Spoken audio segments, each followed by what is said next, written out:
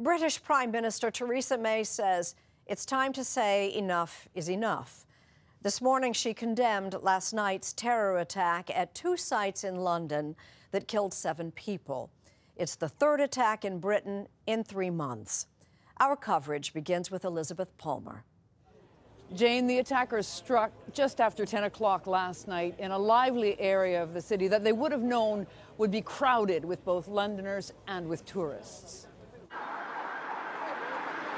All around London Bridge, people ran for their lives. Move back! Urged on by the police. Oh my God! The terrorists' van, which they'd used to mow down pedestrians on the bridge, stood abandoned as security services rushed to the scene from the air and the ground. The 3 men, armed with knives, had raced into nearby restaurants on a stabbing spree.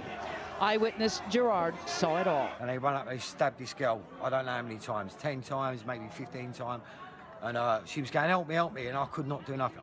One bystander captured pictures of a victim being helped away, his throat apparently cut. Meanwhile, armed police units moved into position, here filmed by a traumatized resident. Then, as suddenly as it had begun, it was over. The 3 suspects shot dead by police. All were wearing what looked like suicide belts, but which turned out to be fakes. Prime Minister Theresa May. The terrorists were confronted and shot by armed officers within 8 minutes of the police receiving the first emergency call. This morning, the area is still closed to traffic, but police say there were only 3 attackers who are all dead, and the government is not going to raise the terrorist threat level in Britain to critical. For Sunday Morning, Elizabeth Palmer in London.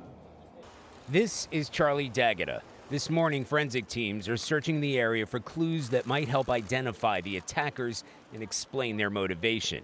Police say 4 French citizens and 2 Australians are among the wounded. Documentary filmmaker Gabriel Sciotto used his cell phone to capture the moment a policeman helped put an end to the rampage.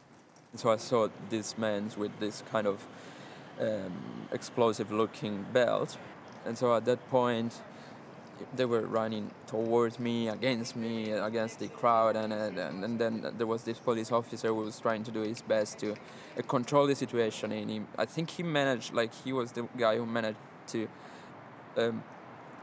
put them towards the main street where backups came over, and they surrounded these people and they shot them down.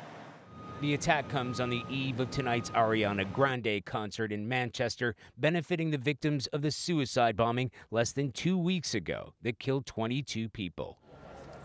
Manchester police say that concert will go ahead as scheduled, but with stepped-up security, everyone will be searched and armed police will be in attendance. For Sunday Morning, this is Charlie D'Agata in London.